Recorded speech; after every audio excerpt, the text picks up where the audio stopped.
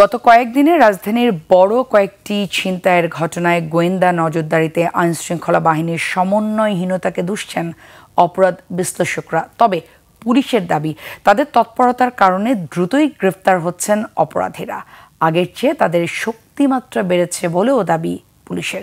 বিস্তারিত সিরাত আল মুস্তাকিমের রিপোর্টে। কালার এক্সপার্ট, জর্জ স্যাপ এবং মাইল্ড অন হ্যান্ডস টেকনোলজি সমৃদ্ধ অরিক্স ক্রিস্টাল ওয়াশ আপনার লন্ড্রি এক্সপার্ট। গেল ২৭ মে মিরপুরে দিনে দুপুরে গুলি করে এক ব্যবসায়ীর কাছ থেকে ২২ লাখ টাকা ছিনিয়ে নেয় দুর্বৃত্তরা। ঠিক তার ১৮ দিন পরে ১৪ই জুন উত্তরায় র্যাব পরিচয়ে মোবাইল ব্যাংকিং প্রতিষ্ঠান নগদের এজেন্টের কাছ থেকে ১ কোটি ৮ লাখ টাকা ছিনতাইয়ের ঘটনা ঘটে।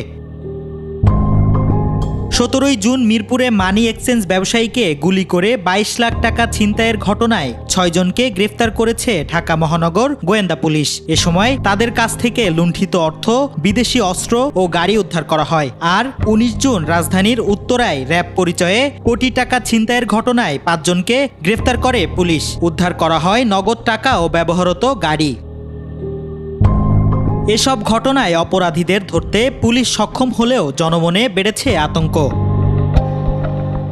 অপরাধ বেড়ে যাওয়ার কারণ হিসেবে আইনশৃঙ্খলা বাহিনীর গাফিলতিকেই দেখছেন অপরাধ বিশ্লেষকরা। তারা বলছেন, গোয়েন্দা নজরদারি ও টহলে রয়েছে সমন্বয়হীনতা।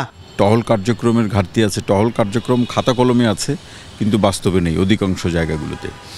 আবার এই যে গোয়েন্দা সংস্থাগুলোর যে তৎপরতা, সেই তৎপরতার জায়গাগুলো খুব একটা বেশি সোচ্চার না সকল অপরাধ বা চুরি ছিনতাইয়ের মতো অপরাধগুলোকে নিয়ন্ত্রণ করার প্রশ্নে। পাশাপাশি সোর্সগুলো ইনঅ্যাক্টিভ। তবে এ ধরনের অভিযোগ মানতে নারাজ পুলিশ।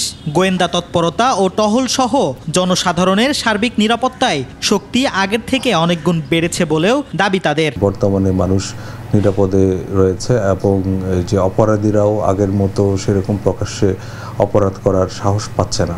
এটা নিশ্চয়ই আমাদের যে প্রতিরোধমূলক যে ব্যবস্থা এবং গোয়েন্দা নজরদারি রয়েছে তারই একটা প্রমাণ। যে দুই একটা অপরাধ হচ্ছে সেগুলো কিন্তু তাদেরকে আমরা দ্রুতই কিন্তু আইনের আওতায় নিয়ে আসছি। বিশ্লেষকরা বলছেন, সমন্বয়হীনতা দূর করে পুলিশের বিভিন্ন গুরুত্বপূর্ণ সোর্সগুলোকে সক্রিয় করতে পারলেই কমবে এ ধরনের অপরাধ প্রবণতা। যে মাঠ পর্যায়ের পুলিশের সাথে নীতি নির্ধারণের পর্যায়ের একটা সমন্বয়হীনতা আছে, এই সমন্বয়টা দূর করতে হবে।